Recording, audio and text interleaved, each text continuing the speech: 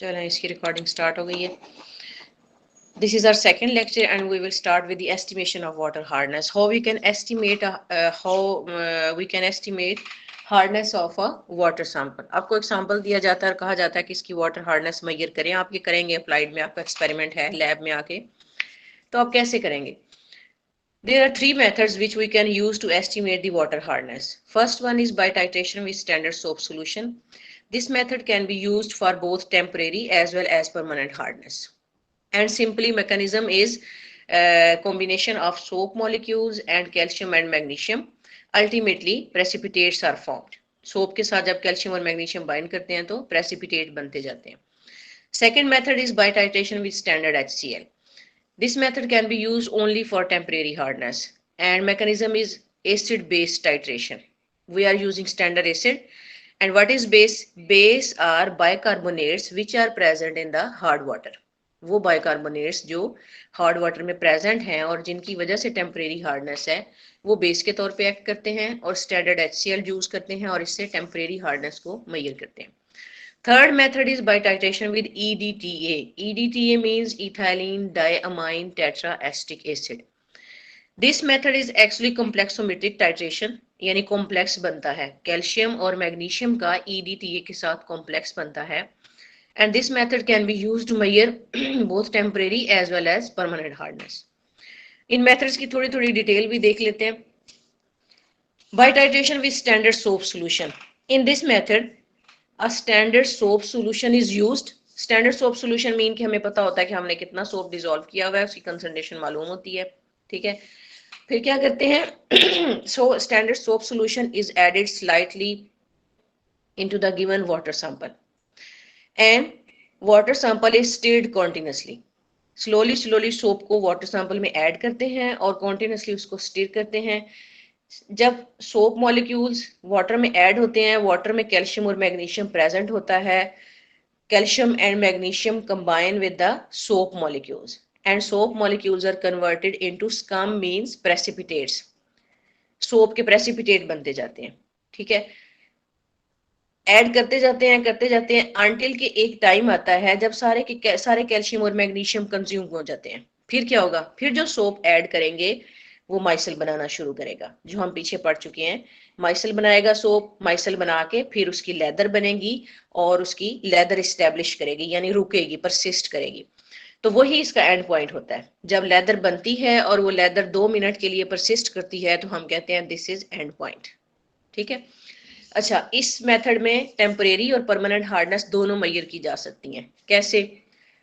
अगर एक water sample लें और एज सच उसको स्टैंडर्ड सोप सॉल्यूशन के साथ टाइट्रेट करें, तो जितना सोप यूज होगा उसको हम कहेंगे this is equal to total hardness. यानी जितने भी कैल्शियम और मैग्नीशियम थे वो सोप के साथ कंबाइन कर गए, चाहे वो कैल्शियम और मैग्नीशियम बाइकार्बोनेट्स के थे या वो क्लोराइड्स के थे या वो सल्फेट्स के थे, वो सारे के सारे बाइंड कर गए. तो ये टोटल हार्डनेस आएगी. फिर हम उसी तरह का एक और वाटर सैंपल लें और उसको पहले बॉयल कर लें, फिर उसको टाइट्रेट करें. अब क्या होगा? जब उसको बॉयल करेंगे तो उसके बाइकार्बोनेट्स तो सारे डीकम्पोज हो जाएंगे. ठीक है, जब बाइकार्बोनेट्स डीकम्पोज हो जाएंगे तो फिर पीछे जो बचेंगे वो क्या होंगे? वो सिर्फ कैल्शियम और मैग्नीशियम के क्लोराइड्स और सल्फेट्स होंगे. ठीक है, इट मीन्स कि हमने बॉयल करके टेम्परेरी हार्डनेस खत्म कर दी. अब हम वाटर सैंपल की सिर्फ परमानेंट हार्डनेस मेजर करने जा रहे हैं. ठीक है, तो हम उसको टाइट्रेट करेंगे, परमानेंट हार्डनेस की वैल्यू आ जाएगी. अब जो पहले टोटल हार्डनेस की वैल्यू ली थी उसमें से परमानेंट को माइनस करेंगे तो अल्टीमेटली क्या आएगा? Temporary hardness. ठीक है, तो इस तरह से temporary as well as permanent hardness can be measured by standard soap solution. This is the first method, but it's not very reliable, accurate method. ये कोई ज्यादा रिलायबल और एक्यूरेट नहीं है. ये एक रफ एस्टिमेशन के लिए यूज किया जा सकता है. ठीक है. अच्छा, दूसरा मेथड है by titration with standard HCl. Ma'am, boil करने के बाद जो हार्डनेस की वैल्यू आएगी वो टेम्परेरी की आएगी कि परमानेंट की? बेटे वो परमानेंट की आएगी क्योंकि हमने बॉयल किया, बॉयल करने से टेम्परेरी हार्डनेस तो खत्म हो गई. Yes ma'am. ठीक है, तो अब जो हार्डनेस आएगी वो फिर परमानेंट हार्डनेस आएगी. फिर हम उसको टोटल में से माइनस करेंगे तो टेम्परेरी निकाल लेंगे. ठीक है. ओके. क्लियर? Thank you. चलिए अगर माइक अपना बंद करें। हाँ जी, second method is titration with HCl।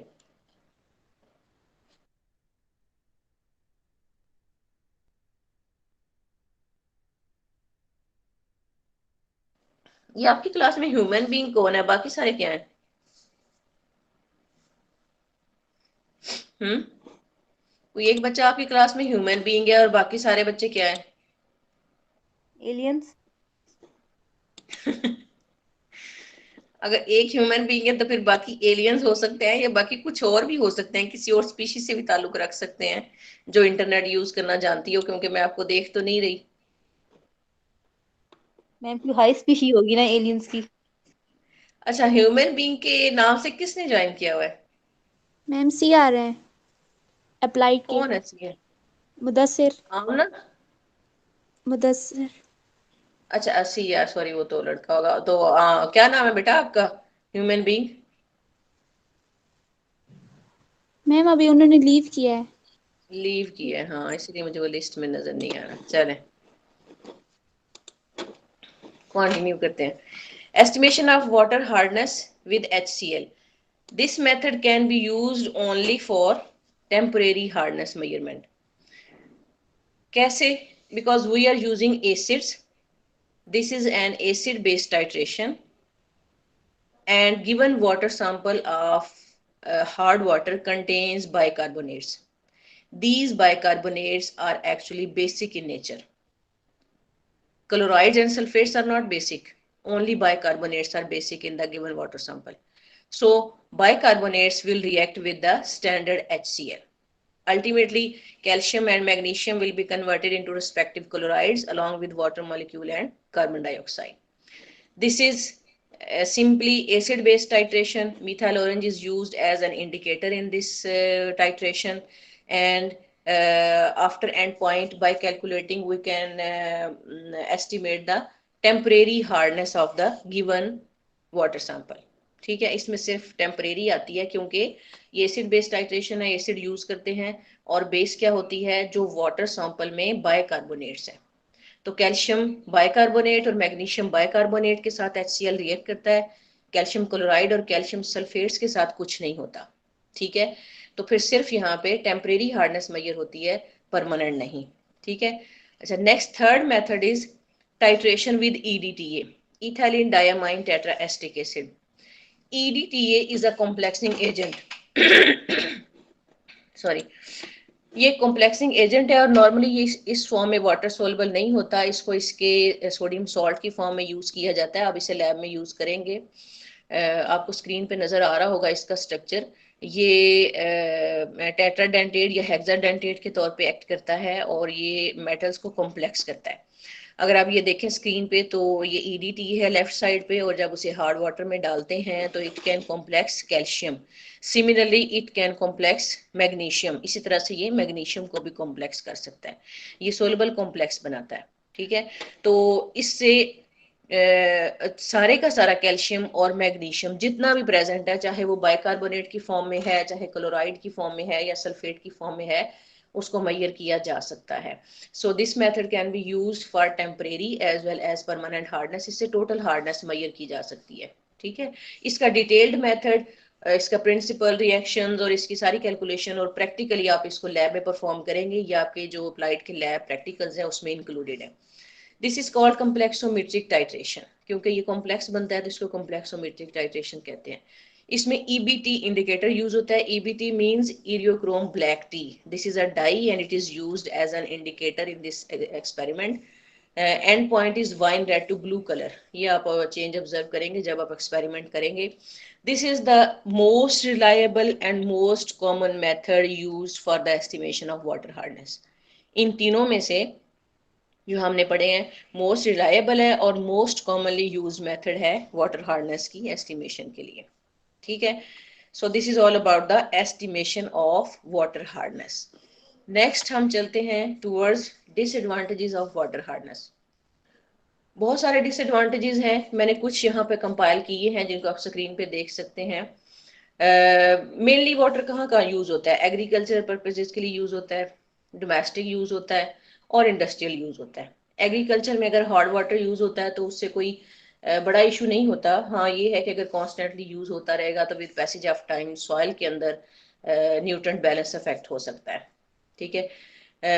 Domestic use में इसके क्या साइड इफेक्ट्स हैं, ये हम पहले भी इन पे कुछ बात कर चुके हैं, दोबारा से देख लें, मैंने यहाँ पे अनलिस्ट किए हैं। First one is increased soap consumption. Wherever we are using soap, it is using for washing, used for bathing, जहाँ पे भी यूज हो रहा है सोप की कंजप्शन बढ़ जाएगी। क्यों? क्योंकि पहले सोप प्रेसिपिटेट में कन्वर्ट होगा, फिर उसके बाद वो अपना क्लीनिंग एक्शन परफॉर्म करेगा। ठीक है। Second is sticky precipitates appeared on the surfaces like bath tub, clothes, floor वगैरह जो भी हैं उनके ऊपर स्टिकी प्रेसिपिटेट्स बनेंगे, यही सोप के प्रेसिपिटेट्स डिपॉजिट होंगे। Third one, if we are using hard water in cooking, then there are different problems like fuel wastage, क्योंकि बॉइलिंग पॉइंट एलिवेट कर जाता है वाटर का जब उसमें साल्ट्स डिसॉल्व होते हैं तो ज्यादा फ्यूल चाहिए उसको बॉयल करने के लिए। Scum at the bottom of containers, constantly अगर कंटेनर्स यूज करते रहेंगे और उनकी बेस पे स्कम इकट्ठा होता रहेगा तो अल्टीमेटली उनकी एस्थेटिक भी अफेक्ट होगी और उनमें वर्किंग भी अफेक्ट होगी। Third, maybe if we are cooking pulses and beef, mutton, etc. in hard water, then proteins can combine with these ions, hardness causing ions. And ultimately they are converted into some form which may be not suitable for human beings for eating.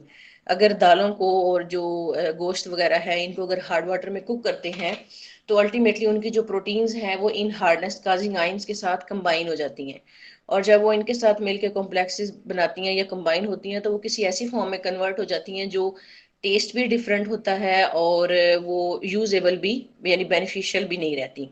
तो ये कुछ examples हैं domestic use में अगर हम hard water use करते हैं तो कौन कौन से डिसएडवांटेजेस हैं। इसके अलावा पहले हम इस पे बात कर चुके हैं, मेरा ख्याल है लास्ट लेक्चर में, ड्रिंकिंग ऑफ हार्ड वाटर पे।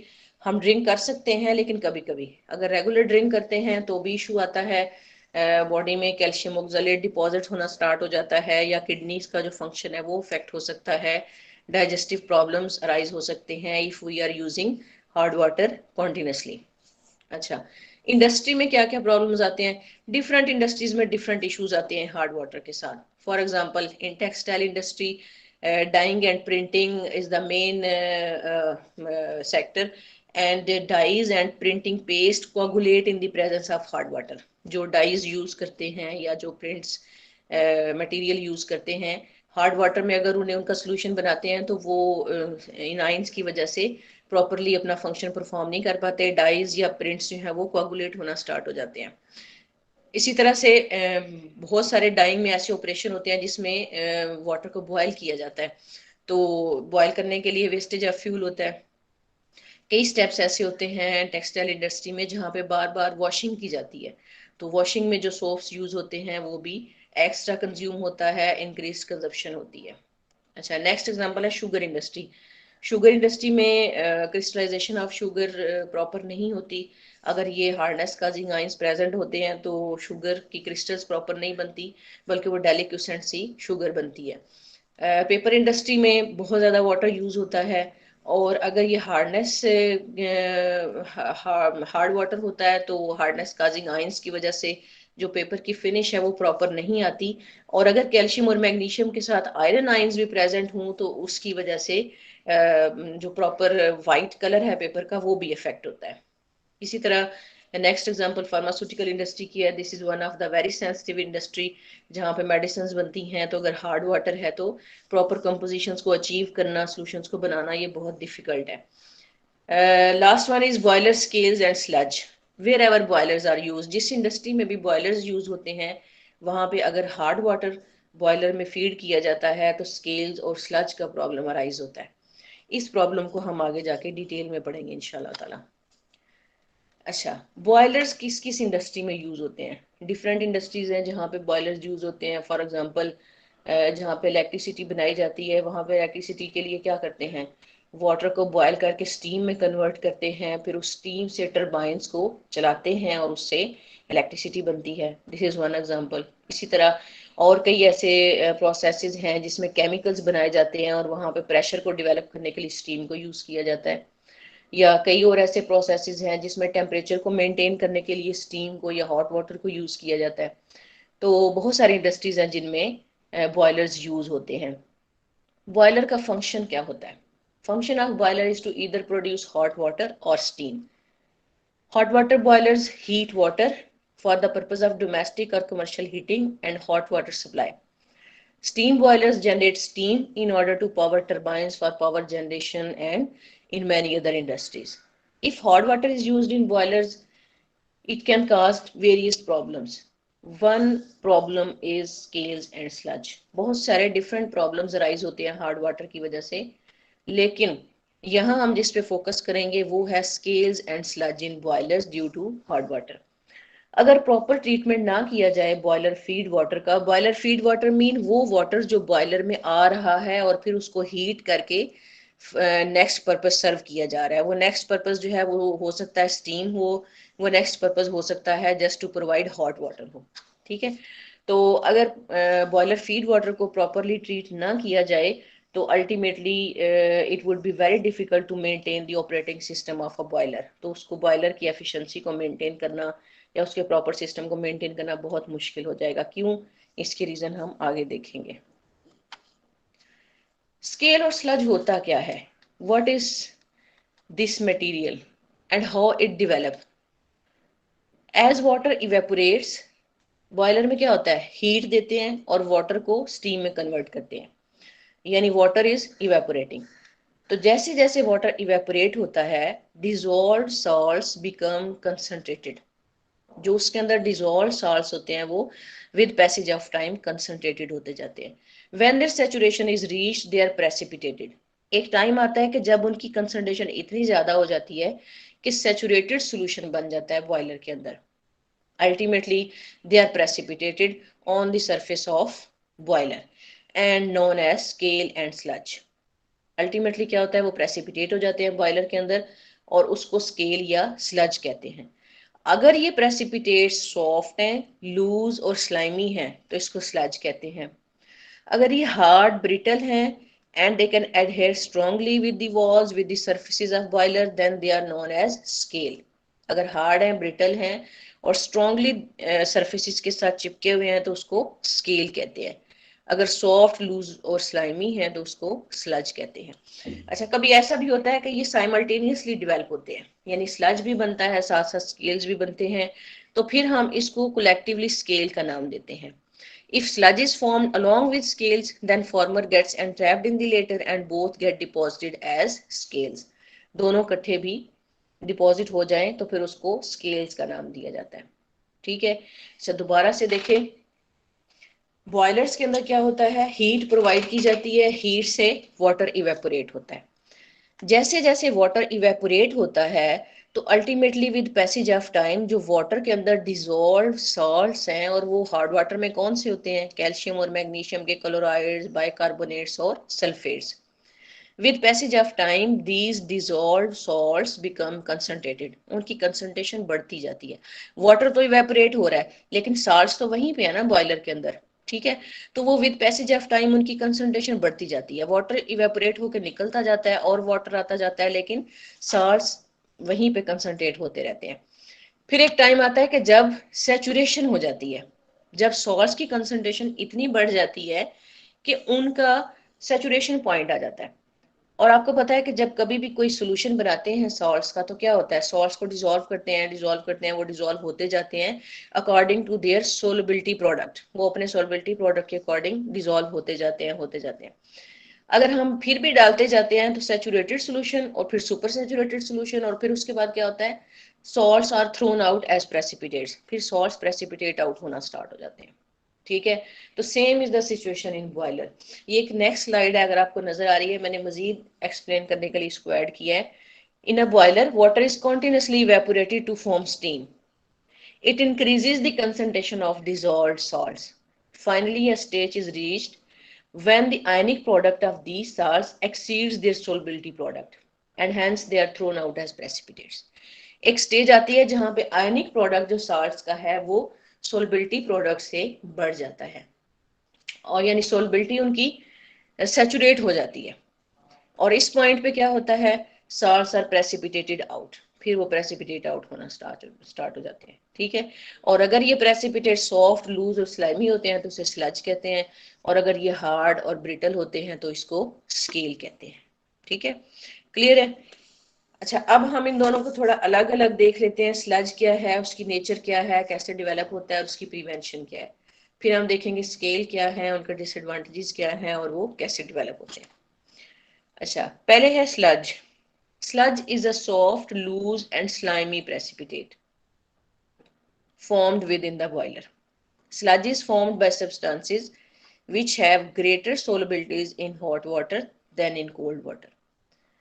ये उन कंपाउंड से बनता है जिनकी सोलबिलिटी हॉट वाटर में ज्यादा होती है और कोल्ड वाटर में कम होती है, ठीक है।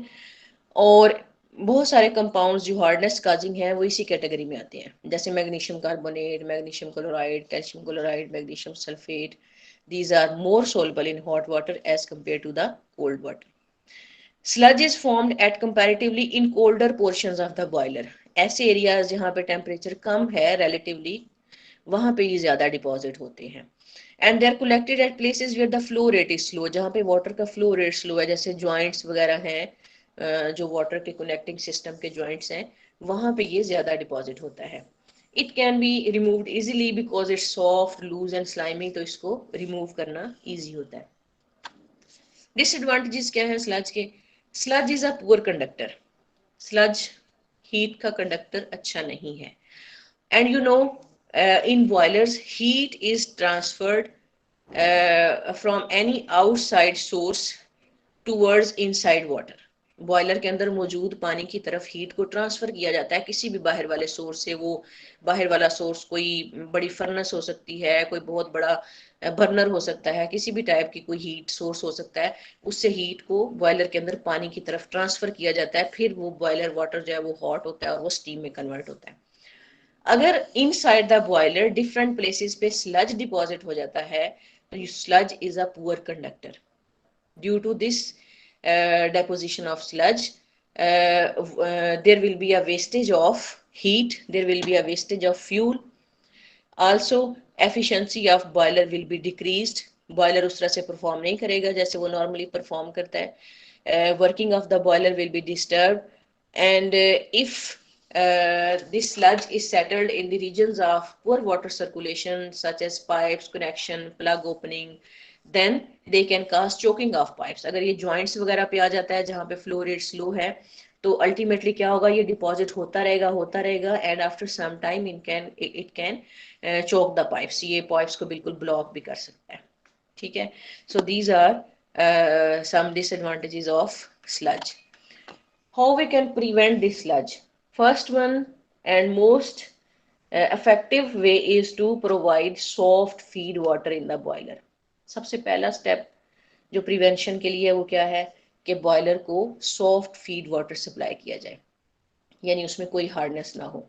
वाटर को पहले ट्रीट कर लिया जाए, उसमें जो भी हार्डनेस हो उसको खत्म कर दिया जाए। सेकंड इज, फर्स्ट वन तो प्रिवेंशन है, सेकंड अगर स्लज डेवलप हो जाता है then what we can do? We can remove this sludge by blow down operation. What is blow down operation? Blow down operation means partial removal of concentrated water through a tap at the bottom of boiler when extent of hardness in the boiler becomes alarmingly high. इसमें क्या होता है कि time to time boiler के अंदर जो water है base में, उसमें से सैंपल लेते हैं, उसे एनालाइज करते हैं। अगर लगता है कि अब कैल्शियम और मैग्नीशियम की अमाउंट जो है वो अलार्मिंग हो रही है, यानी वो कंसंट्रेटेड हो चुके हैं और वो सैचुरेशन की लिमिट से आगे जा रहे हैं, तो फिर क्या करते हैं? Blow down operation. Blow down operation में क्या करते हैं कि बॉयलर के नीचे बेस पे एक टैप लगी होती है, उस टैप को खोल के उसमें से वाटर सारा रिमूव कर देते हैं, बॉयलर को कंसनट्रेटेड वाटर से खाली कर लेते हैं और फिर उसको नया मेकअप वाटर दे देते हैं। मेकअप वाटर मीन कि उसके अंदर नया फीड वाटर ऐड कर देते हैं। तो इस तरह से जो कंसनट्रेटेड वाटर था जिसमें सॉल्ट्स की कंसंट्रेशन ज्यादा हो रही थी वो बॉयलर में से निकल जाता है। This is called blow down operation. ठीक है, this is very simple and cost effective process. इसमें कोई लंबे अरसे के लिए बॉयलर को बंद नहीं करना पड़ता, थोड़ी देर के लिए बंद करें और उसमें से नीचे से टैप को खोल के उसमें से पानी को निकाल दें जो कंसनट्रेटेड है और उसमें मेकअप वाटर ऐड कर दें। तो ये blow down operation is one of the practical option, it is adopted in different industries, it's very easier and cost effective method for prevention of sludge. अच्छा, थर्ड वन ये है कि slide scrapping is helpful. अगर ये joints वगैरह में deposit हो चुका है और वहां से ये जस्ट बाय रिमूविंग वाटर नहीं निकल रहा, तो फिर स्लाइड स्क्रैपिंग से ये निकल जाता है। क्योंकि ये सॉफ्ट होता है तो इसको अगर थोड़ा सा भी किसी वायर ब्रश वगैरह के साथ स्क्रैप करते हैं तो ये निकल जाता है। This is about the sludge. Next is scale. Scales are main trouble. Scales are actually hard deposits. They're firmly sticking to the inner surfaces of the boiler. They're very difficult to remove. Even with the help of some mechanical tool, it is difficult to remove the scales. ये easily remove नहीं किए जा सकते। अच्छा, ये develop क्यों होते हैं? इसके different reasons हैं। First one reason is decomposition of calcium bicarbonate. In low pressure boilers, when water is hot, calcium bicarbonate decompose into calcium carbonate along with water and carbon dioxide. This calcium carbonate is insoluble in water and it is deposited in the form of scale on the inner walls of the boiler. But this is soft in nature. आपको पता है calcium carbonate soft होता है। ये जो chalk वगैरह हम लिखने के लिए भी यूज करते हैं, ये क्या है? ये कैल्शियम कार्बोनेट ही है ना। तो ये सॉफ्ट होता है, तो इसका जो स्केल है वो भी सॉफ्ट होता है और ये लो प्रेशर बॉयलर्स में डिपॉजिट होता है। हाई प्रेशर बॉयलर्स में ये क्यों नहीं डिपॉजिट होता? उसके लिए नीचे वाला रिएक्शन देखें। हाई प्रेशर बॉयलर्स में क्या होता है? हाई प्रेशर हाई टेम्परेचर पे calcium carbonate is hydrolyzed and it is converted into calcium hydroxide which is a soluble substance. High pressure boilers में नीचे वाला रिएक्शन होता है, कैल्शियम कार्बोनेट फर्दर वाटर के साथ कंबाइन करके कैल्शियम हाइड्रोक्साइड सोलबल फॉर्म में कन्वर्ट हो जाता है, इसलिए ये वाला scale develop high pressure boilers में नहीं होता। ठीक है। अच्छा, second reason for scale development is calcium sulphate. इसमें ये थोड़ी सी गलती है, मैं इसको करेक्ट कर दूं। ये डिकम्पोज नहीं होता बल्कि ये एज सच डिपॉजिट होता है। Interestingly calcium sulphate is a compound which is more soluble in cold water as compared to hot water. Normally क्या होता है कि जो compounds होते हैं they are more soluble in hot water as compared to cold water. But calcium sulfate is more soluble in cold water as compared to hot water. Its solubility decreases with increase in temperature. ठीक है। Ultimately क्या होता है? It is almost completely insoluble in superheated water. जब water का बहुत temperature बढ़ा दिया जाता है तो ये ऑलमोस्ट इनसोल्युबल हो जाता है। Consequently it is deposited on the inner sides of the boiler. जो हॉटर पार्ट्स हैं जहाँ पे टेम्परेचर ज्यादा होता है उन जगहों पे कैल्शियम सल्फेट डिपॉजिट हो जाता है। It is quite adherent scale and difficult to remove. It's a hard scale. ये एक हार्ड स्केल है। कैल्शियम कार्बोनेट जैसे सॉफ्ट स्केल है ना, उसको रिमूव करना इजी होता है। Calcium sulphate is not a soft scale, it's a hard scale. It is quite adherent and it is hard to remove it mechanically. फिर इसके लिए केमिकल यूज करने पड़ते हैं और वो हम आगे जाके पढ़ेंगे कि कौन से केमिकल्स यूज किए जाते हैं। Third reason why scales are developed in the boilers is hydrolysis of magnesium salts. Magnesium salts like magnesium chloride and magnesium sulfates, they are hydrolyzed at elevated temperatures in the water. जब temperature बढ़ता है पानी का तो magnesium chlorides और magnesium sulphate hydrolyse हो जाते हैं। And when they are hydrolyse they are converted into magnesium hydroxide. Magnesium hydroxide is insoluble. ये इनसोल्युबल होता है वाटर में और फिर ये प्रेसिपिटेट आउट होता है in the form of scales. Fourth reason is presence of silica. Even if a very small amount of silica is present in the water, it will be converted into calcium or magnesium silicates. अगर hot water में कहीं से silica भी add हो जाता है तो ये कैल्शियम और मैग्नीशियम के साथ कंबाइन करके सिलिकेट्स बनाता है। These silicates are hard deposits. ये hard deposits होते हैं। They are adhering very firmly on the inner side of the boiler surface and they are very difficult to remove. अच्छा, ये सिलिका का सोर्स क्या हो सकता है वाटर में? सॉरी, आप आगे जाके देखेंगे कि जो बॉयलर फीड वाटर होता है उसको सैंड फिल्टर में से पास किया जाता है। सैंड फिल्टर में से पास क्यों किया जाता है? क्योंकि sand filter help to remove suspended impurities. जो भी वाटर में कोई सस्पेंडेड इम्प्योरिटीज होती हैं उसको सैंड फिल्टर रिमूव कर देता है। लेकिन उसका साइड इफेक्ट क्या आता है कि जब वो सैंड फिल्टर में से वाटर पास होता है तो कुछ ना कुछ सिलिका उसके अंदर आ जाता है, और वो सिलिका जब हार्ड वाटर में होता है कैल्शियम और मैग्नीशियम के साथ वो कंबाइन करता है and hard deposits are developed of calcium silicate और मैग्नीशियम सिलिकेट। तो ये 4 रीजंस हैं जो एक्सप्लेन करती हैं कि स्केल्स कैसे डेवलप होते हैं। First one is decomposition of calcium bicarbonate, second is calcium sulfate, third one is hydrolysis of magnesium salt and fourth one is presence of silica। ठीक है, क्लियर है यहाँ तक? अब हम आगे देखते हैं disadvantages of scales. Disadvantages are scale are compiled here. First one is wastage of fuel. If scales are developed, scales are poor thermal conductive, scales have a poor thermal conductivity. Ultimately, more amount of fuel is required to attain the target. जितनी steam produce करनी है या जितना water को hot करना है उसके लिए ज्यादा फ्यूल यूज करना पड़ता है। For example, if scale layer is 12 mm thick, 150% fuel consumption is increased. अगर 12 mm की थिक लेयर डेवलप हो जाती है स्केल्स की तो उससे 150% फ्यूल कंजप्शन बढ़ जाती है। ठीक है, तो इससे आप अंदाजा कर सकते हैं कि वेस्टेज ऑफ फ्यूल कितनी होती है अगर स्केल डेवलप हो जाए। Secondly, lowering of boiler safety, boiler की सेफ्टी कम हो जाती है। क्यों? क्योंकि अपना टारगेट अचीव करने के लिए हम हीट करेंगे, हीट करेंगे, हीट करेंगे, और अल्टीमेटली जिस जगह पे लोकली हीट किया जा रहा है वहां से बॉयलर का जो मटेरियल है वो सॉफ्ट और वीक हो जाएगा और वो बॉयलर अनसेफ हो जाएगा, वो किसी भी वक्त वहां से क्रैक हो सकता है। Thirdly, decrease in efficiency, over heating करते हैं स्टेडी सप्लाई को मेंटेन करने के लिए, फ्यूल ज्यादा यूज हो रहा है, टाइम ज्यादा लग रहा है और बॉयलर ने अपनी एफिशिएंसी लूज कर दी है। Fourth one is danger of explosion. Explosion हो सकता है, वो कैसे?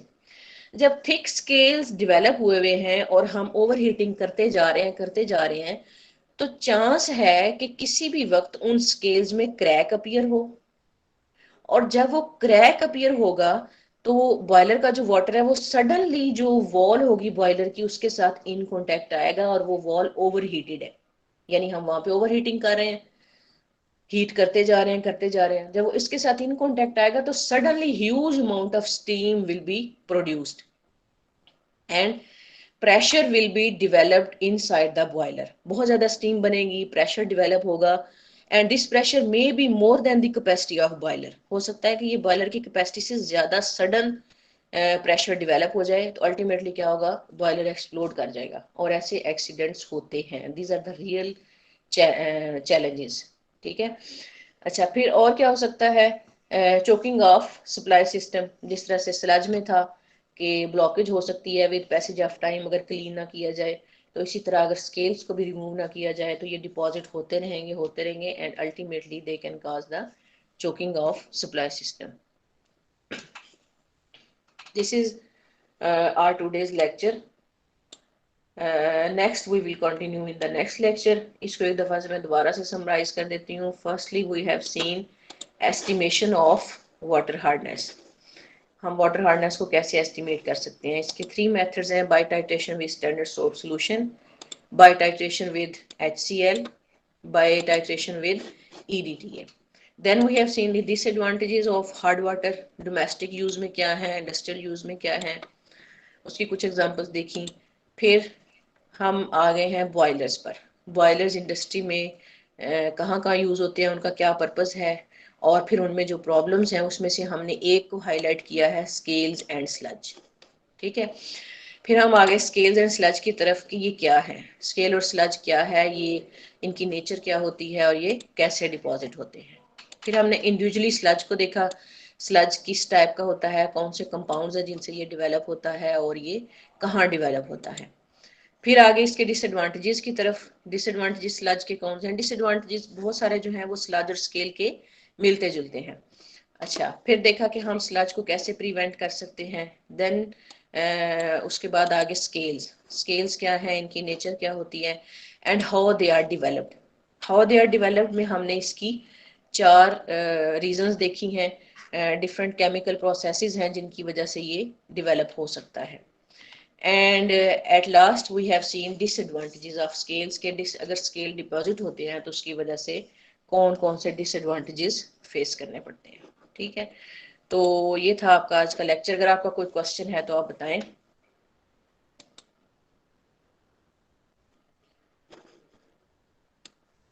आप चैट बॉक्स में लिख सकते हैं, या अगर आपका नेट अच्छा आ रहा है तो माइक ऑन कर लें।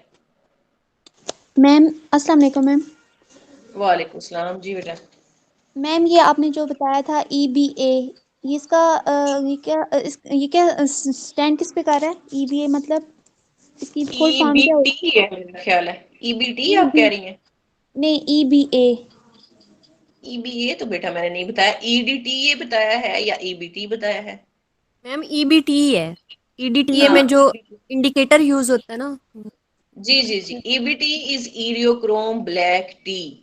This is a dye and it is used as an indicator in complexometric titration. आप इसको यूज करेंगे लैब में। ठीक है, मैम कैलकुलेट कैसे करते हैं वो जरा थोड़ा दोबारा बता दें। बेटा ये जो ईडीटीए की वाले प्रोसेस में कैलकुलेशन कैसे करते हैं, आप ये पूछ रही हैं? जी मैम ये स्टैंडर्ड। ये, हाँ ये बेटा, अब ये इसकी सारी जो डिटेल्ड कैलकुलेशन है ना, ये आप लैब एक्सपेरिमेंट में करेंगे, इसीलिए मैंने इसको यहाँ पे स्किप कर दिया है। आप वहां पे करेंगे और अपनी कॉपी पे नोट भी करेंगे। ठीक है, ठीक है मैम। अच्छा, और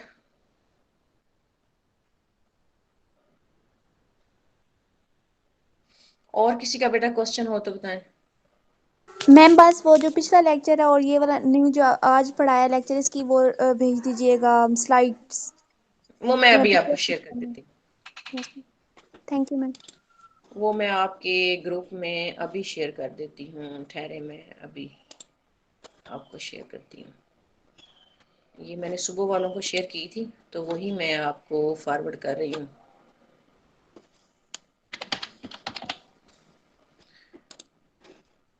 इसमें लेक्चर 1 भी है और लेक्चर 2 भी है। ठीक है, मैंने कर दिया है, अभी आपको मिल जाता है। देखिए मेरा ख्याल है आपको मिल गया होगा। यस मैम मिल गया, थैंक यू। ठीक है, ठीक है। तो अगर आपका मजीद कोई क्वेश्चन हो आप किसी भी वक्त कर सकते हैं, व्हाट्सएप पे कर लें या जैसे भी ईमेल कर दें या जैसे भी नेक्स्ट क्लास में कर लें, जैसे आपके लिए आसानी हो। ठीक है, अगर अल्लाह ने चाहा और यूनिवर्सिटी खुल गई तो इंशाल्लाह ताला नेक्स्ट टाइम आपकी फेस टू फेस क्लास लूंगी। अगर ऐसा नहीं हुआ किसी भी वजह से तो फिर ऐसे ही क्लास लूंगी इंशाल्लाह ताला। ठीक है, आपको जो है ना वो हर दफा पूछने की और परेशान होने की जरूरत नहीं कि सुबह क्लास होगी या नहीं। मैं, आप समझे कि क्लास लूंगी, इल्ला ये कि मैं आपको पहले इन्फॉर्म कर दूं। जब मैंने नहीं लेनी होगी तो मैं इन्फॉर्म कर दूंगी, जब मैं कुछ नहीं बताऊंगी तो इसका मतलब है कि डेफिनेटली क्लास होगी। ठीक है, आप अपने टाइम पे रेडी रहें। Okay ma'am. ठीक है, आप लोग लीव कर सकते हैं, फिर मैं भी एंड कर रही हूँ इसका। और मैंने रिकॉर्डिंग भी की है, जब वो जनरेट हो जाएगी तो मैं आपको शेयर कर दूंगी इंशाल्लाह। ओके। हाँ रुके 1 मिनट, आप लीव करने से पहले मैंने आपकी अटेंडेंस लेनी थी, सच याद आ गया। मोहम्मद अरसलान है? जो बच्चे हैं ना वो माइक ऑन करके यस कहते जाएं। Umaima Mustafa, present ma'am. Umme Habiba, present ma'am. Shahneela Noor, Usman Khalid, Tooba Arooj, Ayesha Kanwal, Saman Nazir, present ma'am. Farhan Suhail, present ma'am. Ayesha Zafar, yes ma'am. Muqaddas Abbas, Mohammad Aamir Ilyas, Saba Amin, present ma'am. जी ma'am. Iqra, Iqra, present ma'am. Present ma'am. ठीक ठीक, Ehsan Sumama, Usman Ali, Afifa Khalid, Javeria, present ma'am. Okay, Sadaf Fatima, present ma'am. Maryam Naseer, Aiman Alam, present ma'am. Okay. Mudassir bin Iftikhar, ये ही ह्यूमन बीइंग है ना। Maida Zafar, present ma'am. Amna Zafar, Nimra Noor, Sabahat Waheed, present ma'am. Fatima Kashaf, Fatima Zahid, Tahira Yasmeen, Tahira present है। Ma'am. ठीक है। और लास्ट ताबिंदा, ताबिंदा सईद नहीं है। किसी की अटेंडेंस रह गई हो तो बता दे। जवेरिया, मैम हाँ हो गई, जवेरिया की अटेंडेंस लग गई। हाँ जी, हो गई है मैम कंप्लीट। हो गई है। चलें ठीक है, ओके, अब आप लीव कर सकते हैं। मैं ठीक है, भी खत्म कर अल्लाह दूंगी। हाफिज़। अल्लाह हाफिज, अस्सलाम वालेकुम वरहमतुल्लाहि वबरकातुहू। हाफिज मैम। अल्लाह हाफिज।